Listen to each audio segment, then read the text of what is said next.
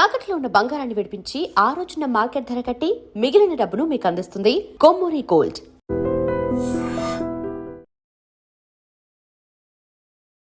నమస్కారం. ఐడ్రీమ్ ప్రేక్షకులకు స్వాగతం, సుస్వాగతం.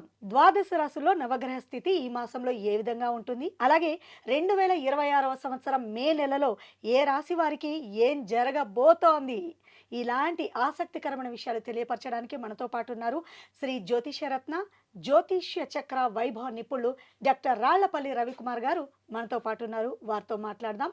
నమస్కారం గురువు గారు. నమస్కారం అమ్మా. గురువు గారు, ద్వాదశ రాశుల్లో ఈ మాసంలో తీసుకున్నట్లయితే నవగ్రహ స్థితి ఏ విధంగా ఉంటుంది? తప్పకుండా.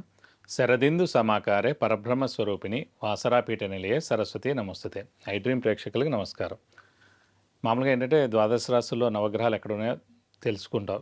తెలుసుకున్న తర్వాత ఆ స్థానాల్లో ఆ గ్రహాలు ఉంటే కనుక ఈ మాసం అంతా ఏ ఫలితాలు ఇస్తారో ఏ రాశులకి దాన్ని బట్టి మనం తెలుసుకోవచ్చు అన్నమాట. దానికి ముందుగా ఏంటంటే మనకి సూర్యుడు రవిగ్రహం వచ్చేసి మనకి మే 15 నుంచి ఏమో మనకి వృషభ రాశిలోకి వస్తాడండి. సో మే 14 తారీఖు దాకా మటుకు మేషరాశిలోకి ఉంటాడు. సో ఏప్రిల్ 15 టు మే 14 మేషరాశిలో, మళ్ళీ మే 15 టు జూన్ 15 దాకా ఏమో వృషభ రాశిలో ఉంటాడు. నెక్స్ట్ వచ్చేసి కుజుడు వచ్చేసి మే 11వ తారీఖు నుంచి మేషరాశిలో స్వస్థానంలోకి వస్తాడు. తర్వాత రాహుగ్రహం వచ్చేసి మనకి కుంభరాశిలో ఉంటారు. అలాగే గురువు వచ్చేసి మనకి మిథున రాశిలో ఉంటారు. అలాగే శని వచ్చేసి మనకి మీన రాశిలో ఉంటారు. కేతు వచ్చేసి మనకి ఈ సింహరాశిలో ఉంటారు. అలాగే శుక్రుడు వచ్చేసి మనకి 14వ తారీఖు నుంచి స్వస్థానమైన మనకి వృషభ రాశిలో నుంచి మిథున రాశిలోకి వెళ్ళిపోతాడు. సో 13వ తారీఖు దాకా మటుకు వృషభ రాశిలో స్వస్థానంలో ఉంటాడు. అలాగే గురువు కూడా మనకి జూన్ 2వ తారీఖు నుంచి మళ్ళీ కర్కాటక రాశిలో కూడా మారిపోతాడు. ఇది కాకుండా బుధుడు వచ్చేసి మనకి వృషభ రాశిలో ఉంటారు. 14వ తారీఖు మే నుంచి మళ్ళీ మిథున రాశిలోకి వెళ్ళిపోతాడు. సో ఇవ్వండి ద్వాదశ రాశుల్లో నవగ్రహాలు ఈ స్థానాల్లో ఈ మాసం అంతా ఉంటారు. కన్యారాశి వారికి ఈ నెల ఏ విధంగా ఉంటుంది అంటారు గురుగారు? కన్యారాశి అనగానే మనకి ఉత్తర 2, 3, 4 పాదాలు, హస్త 1, 2, 3, 4 పాదాలు, చిత్త 1, 2 పాదాలు, ఈ నక్షత్రాల సమూహంతమని కన్యారాశిలోకి వస్తుంది. కన్యారాశి అనగానే మనకి బుధుడు మెయిన్గా అధిపతి అవుతాడు.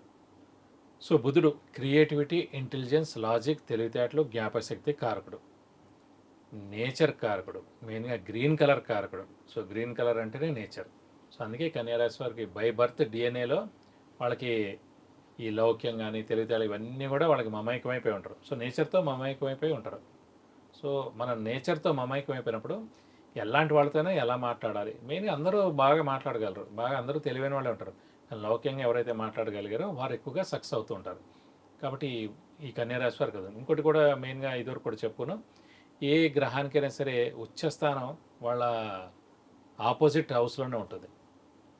అంటే వాళ్ళ ఓన్ హౌస్లో అయితే మటుకు ఉచ్చం ఉండదు, అంటే ఎగ్జాల్టేషన్ పొజిషన్ అన్నమాట. సో ఒక కన్యారాశి వాళ్ళ మటుకు ఆ కన్యారాశి అంటే వాళ్ళ సొంత ఇల్లు మాత్రం ఏముండదు, సొంత ఇంట్లో ఉంటుంది, మామూలుగా స్వస్థానం అంటారు. ఓకే. ఉచ్చస్థానం అనేది మటుకు వేరే రాశిలోనే ఉంటుంది. కానీ ఒక కన్యారాశిలో మటుకు బుధుడు ఉచ్చలోనే ఉంటాడు. సో అతను ఒక్కడు మటుకు అక్కడ ఉచ్చలో పెట్టుకున్నాడు అనమాట. సో ఇంకా అల్టిమేట్ అన్నమాట. అలాగే హస్త నక్షత్రం వచ్చేసి మన వినాయకుడిది కూడా అన్నమాట. సో వినాయకుడికి మెయిన్గా మనం ఎందుకు పూజిస్తాం? మెయిన్గా తెలివితేటలు పెరగడానికి, ఎక్కడ విఘ్నాలు పోవడానికి, విఘ్నాలు ఏం జరగకుండా ఉండడానికి, తెలివితేట పెరగడానికి, విద్యలో బాగా అభివృద్ధి చెందడానికి, జ్ఞానానికి, ఇవన్నీ కూడా వినాయకుడిని పూజిస్తాం. అందుకే అక్కడ వచ్చేసి కన్యారాశిలోనే ఆ హస్త నక్షత్రంలో ఆయన పుట్టాడు. సో ఆ బుధుడు ఆయనకు అంత ఇంపార్టెన్స్ అన్నమాట. అందుకే బుధుడు చాలా బాగున్న వాడిని వినాయకుడిని ఎక్కువగా ఇష్టపడతారని కూడా చెప్పుకుంటాం. బుధుడు బాగున్న గ్రహం ఎవరికైతే జాతకంలో ఉంటుందో వాళ్ళు వినాయకుడిని ఎక్కువగా ఇష్టపడతారు, వెంకటేశ్వర స్వామిని ఎక్కువగా ఇష్టపడతారు. ఆ రెండు దేవుడిని పూజిస్తే వాళ్ళకి బాగా ఫలితాలు వస్తాయి రెమెడీస్ పరంగా. బట్ ఈ రాశి వారికి వచ్చేసి మెయిన్గా గురువు అనేవాడు దశమ స్థానంలో చాలా బాగున్నాడు. ఎందుకంటే దశమ స్థానం అనేది ఉద్యోగ స్థానం, అలాగే మెయిన్గా ప్రొఫెషన్ స్థానం, వృత్తి ప్రవృత్తి స్థానం అన్నమాట. సో నిరుద్యోగులకు ఉద్యోగం రావడం, ఉద్యోగస్తులకు promotions, name and fame, boss నుంచి మనన, అలాగే మెయిన్గా ఫారిన్ టూర్ విజిట్స్, అసైన్మెంట్స్ ఉండడం, ఇవన్నీ కూడా జరుగుతాయి. విద్యార్థులకు కూడా సువర్ణ అవకాశం అని చెప్పుకోవచ్చు. ఎందుకంటే గురువు మెయిన్గా జ్ఞానానికి ఇవన్నీ కూడా కారకుడయ్యాడు. అలాంటి అతను ఖచ్చితంగా విద్యార్థులకు అత్యద్భుతంగా ఉంటుందని చెప్పుకోవచ్చు. మంచి ర్యాంకులు సాధించడం, మంచి సీట్ పొందడం, అడ్మిషన్ మంచి యూనివర్సిటీలో పొందడం, అలాగే ఫారెన్ వెళ్ళి చదువుకునేందుకు అవకాశాలు ఎక్కువగా ఉన్నాయి. అలాగే ఆరోగ్యం మరియు ఆయుష్ కూడా చాలా బాగుందని చెప్పుకోవచ్చు ఈ కన్యారాశి వారికి. అయితే వివాహం కూడా చక్కగా జరుగుతుందని ఊహించవచ్చా గురువుగారు? తప్పకుండా. గురువు దశమంలో ఉన్నాడు కాబట్టి, గురువు బలం పరిపూర్ణంగా ఉంది కాబట్టి ఖచ్చితంగా మీరు గట్టిగా ప్రయత్నిస్తే, మానవ ప్రయత్నం చేస్తే ఖచ్చితంగా వివాహానికి అవకాశాలు 100% ఉన్నాయి. అలాగే సంతానం విషయానికి వద్దాం. సంతానానికి కారకుడు కూడా గురువు అని చెప్పుకున్నాం ఇందాక. సో ఇప్పుడు గురువు కూడా ఉచ్చ స్థానంలోకి వస్తున్నాడు మనకి జూన్ 2వ తారీఖు నుంచి. అది లాభస్థానం కూడా అవుతుంది. సో ఖచ్చితంగా 100% కన్యా రాశి వారు ఎవరైతే ఉన్నారో సంతానం లేని వారు ఖచ్చితంగా 100% సంతానం కలిగేందుకు అవకాశాలు ఉన్నాయి. ఇప్పుడు కన్యా రాశి వారు చాలా అంటే అదృష్టవంతులనే చెప్పుకోవచ్చు. అనుకున్నవన్నీ జరుగుతున్నాయి, బ్రహ్మాండంగా ఉందని చెప్తున్నారు. మరి వీరు కూడా పరిహారం చేయాలంటారా? వీరు ప్రస్తుతం ఏంటంటే శని ఒక్కడు సప్తమ స్థానంలో ఉన్నది, కానీ చిన్న చిన్న ఇబ్బందులు అంటే ఇమీడియట్ బాస్తో ప్రాబ్లం ఉండడం, కొంచెం భార్యాభర్తల మధ్యన అన్యోన్యత లోపించడం, చిన్న చిన్న తగాదాలు జరగడం, ఇలాంటివన్నీ జరుగుతూ ఉంటాయండి. సో వీరు వచ్చేసి ప్రతి శనివారం ఉపవాసం ఉండడం, సేమ్ ఆంజనేయ స్వామి మరియు వెంకటేశ్వర స్వామిని ఎక్కువగా ఆరాధిస్తే చాలా మంచిది. అలాగే ప్రతిరోజు ఆంజనేయ స్వామి మరియు వెంకటేశ్వర స్వామి అష్టోత్తరం చదువుకోవడం, అలాగే ప్రతి మంగళవారం వీలైతే ఏదో ఒక మంగళవారం వీలైతే కనుక మంగళవారం శనివారం రోజున ఆంజనేయ స్వామి టెంపుల్కి వెళ్ళి సింధూరు పూజ చేయించడం కానీ, వడమాల సమర్పించడం కానీ, తమలపాకులు పూజ చేయించడం కానీ చేస్తే మంచిది.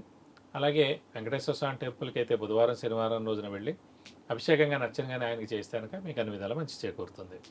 సో తెలుసుకున్నారు కదండి, కన్యా రాశి వారికి చాలా బాగుంది ఈ నెల అని తెలియపరిచారు గురువు గారు. అలాగే ఎలాంటి పూజలు చేయాలో కూడా తెలుసుకున్నారు కదా, మరి ఆచరించండి. ధన్యవాదాలు గురువు గారు. నమస్కారం.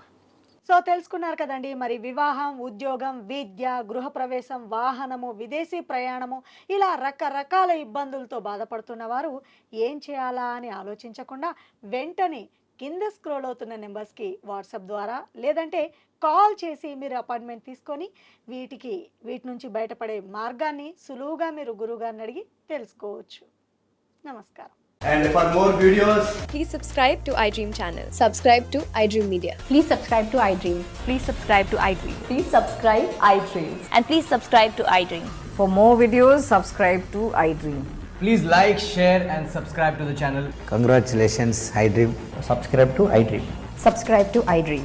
So subscribe to iDream Media. iDream team అందరికి huge congratulations. Please subscribe iDream Media. Please subscribe to iDream. Subscribe iDream. Please subscribe to iDream. iDream అంటే నా కళల ఛానల్ను సబ్స్క్రైబ్ చేసుకున్న నోరు తిరుగుతలేదు, మీరైతే గంట గుర్తు కొట్టండి. For more such videos, please subscribe to iDream.